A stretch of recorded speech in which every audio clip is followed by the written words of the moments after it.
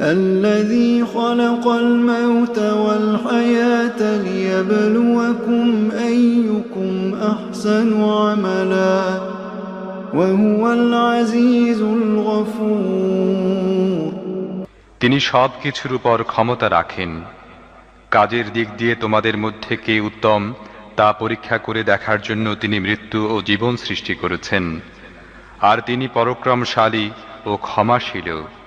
الذي خلق 7 سماوات طباقا ما ترى في خلق الرحمن من تفاوت فارجع البصر هل ترى من فطور তিনি স্তরে স্তরে সাজিয়ে 7টি আসমান তৈরি করেছেন।